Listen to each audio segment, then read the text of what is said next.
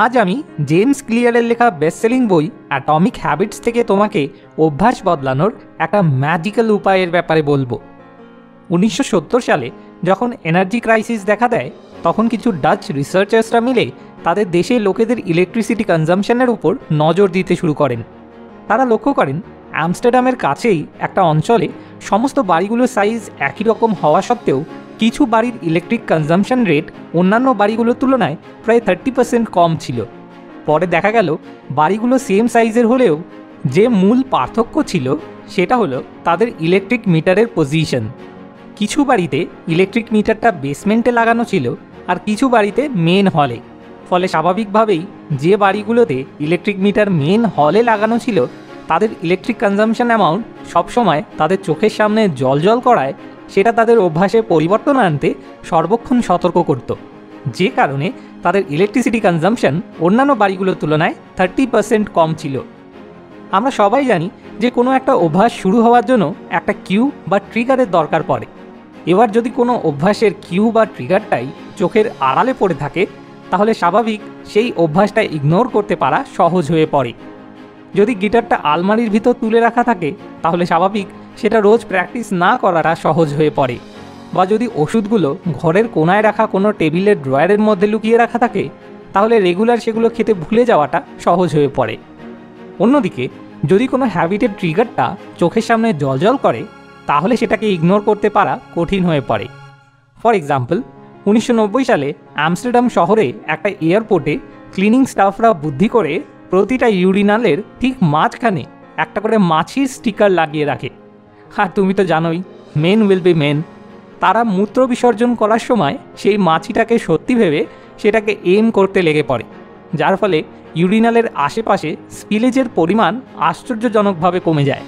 এবং হিসাব করে দেখা যায় এই স্টিকারের বুদ্ধিটার ফলে তাদের বাথরুম ক্লিনিং কস্ট বছরে 8% অবধি কমে যায়। আচ্ছা, তুমিও কি বাজার থেকে আপেল কিনে এনে সেগুলোকে রেফ্রিজারেটরের একদম নিচের বাকেটটায় রেখে বেমালুম ভুলে যাও? তাহলে একটা এক্সপেরিমেন্ট করে দেখো।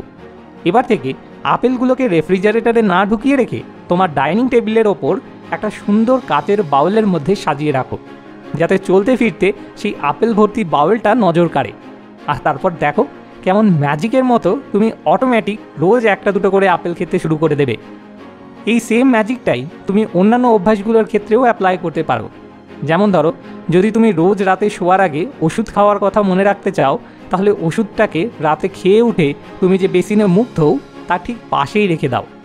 যদি তুমি রোজ গিটার প্র্যাকটিস করতে চাও, তাহলে গিটারটা একটা স্ট্যান্ডে দাঁড় করিয়ে হল ঘরের ঠিক মাঝখানে বা চোখের সামনে কোথাও একটা দাঁড় করিয়ে রাখো। যদি তুমি প্রতিদিন জল পান করার পরিমাণ বাড়াতে চাইছো, তাহলে সারা বাড়িতে বিভিন্ন জায়গায় জলের বোতলে জল ভরে ভরে রেখে দাও। আইডিয়াটা হলো, কোনো অভ্যাসকে যদি তুমি তোমার জীবনের বড় একটা অংশ করে তুলতে চাও, তাহলে সেটার ট্রিগারটাকে তোমার পরিবেশে একটা বড় জায়গা করে দাও। আর মনে রাখবে, কোনো অভ্যাসের যত বেশি ট্রিগার তোমার পরিবেশে থাকবে, সেটাকে ইগনোর করতে পারা তোমার পক্ষে তত বেশি কঠিন হবে। যেমন যাদের বিড়ি ফোঁকার অভ্যাস থাকে, তারা সেই অভ্যাসটাকে কিছুতেই ইগনোর করতে পারে না, তার কারণ তাদের এই অভ্যাসের মাল্টিপল ট্রিগার্স থাকে। যেমন বিড়িখোর কোনো বন্ধুর সাথে দেখা হওয়া, গাড়ি চালানো, কাজের চাপে স্ট্রেসড অনুভব করা ইত্যাদি। এই সেম জিনিসটাকে তুমি তোমার ভালো অভ্যাসের জন্যও কাজে লাগাতে পারো। যদি তুমি তোমার সেই ভালো অভ্যাসের বিভিন্ন ট্রিগার তোমার পরিবেশে ছড়িয়ে দিতে পারো, তাহলে সেটা নিয়ে তোমার সারাদিন ভাবতে থাকার সম্ভাবনা বেড়ে যাবে। এতে করে একটা ভালো অভ্যাস পালন করার সিদ্ধান্ত নিতে পারাটা তোমার পক্ষে একদম সহজ হয়ে যাবে। কিন্তু দুঃখের বিষয়, আমরা আমাদের পরিবেশটাকে ডিজাইন করার বদলে বরং সেটার ভিকটিম হয়েই জীবন কাটাই, যেখানে একটু মাথা খাটালেই এই ইকুয়েশনটাকে সম্পূর্ণ বদলে ফেলা সম্ভব। তাই আজই তোমার পরিবেশে যে যে নেগেটিভ হ্যাবিটের ট্রিগারগুলো রয়েছে সেগুলোকে চিহ্নিত করে চোখের আড়াল করে ফেলো, আর যে যে পজিটিভ হ্যাবিটের ট্রিগারগুলোকে তোমার পরিবেশে চোখের সামনে নিয়ে এসে রাখা সম্ভব সেগুলোকে অ্যাড করে ফেলো। এখানে একটা জিনিস ক্লিয়ার করা দরকার, তুমি তোমার পরিবেশে কোন জিনিসটা অ্যাড করছো সেটার থেকে বেশি গুরুত্বপূর্ণ হলো তুমি সেটার সাথে ঠিক কী সম্পর্ক তৈরি করছো। ফর এক্সাম্পল, একজন রোজ রাতে হল ঘরে রাখা সোফাটার উপরে বসে বই পড়ার কাজ করে, যেখানে অন্যজন রোজ রাতে সেই সোফাটার উপর বসেই আইসক্রিম খাওয়ার কাজ করে। তাহলে সেই সেম সোফাটাই একজনের জন্য পজিটিভ ট্রিগারের কাজ করে, যেখানে অন্যজনের জন্য নেগেটিভ ট্রিগারের। তাই জিনিসটা ইম্পর্টেন্ট না, বরং ইম্পর্ট্যান্ট হলো সেটার সাথে তুমি কি সম্পর্ক গড়ে তুলছো।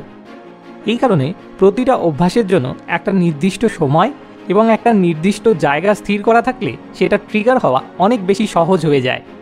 আর নতুন কোনো অভ্যাস গড়ে তোলার জন্য নতুন একটা জায়গা বা পরিবেশ স্থির করতে পারলে সেটা কাজটা অনেকটা সহজ করে দেয়।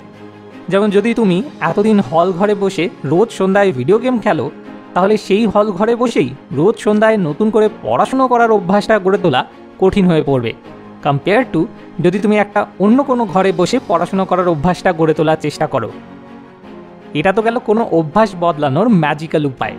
কিন্তু যদি ধরো তুমি একটা ডেইলি রুটিন নিয়মিত পালন করতে চাইছো, তাহলে তার জন্য চালাকি করে তুমি কি করতে পারো সেটা জানতে হলে তোমাকে এই ভিডিওটা দেখতে হবে।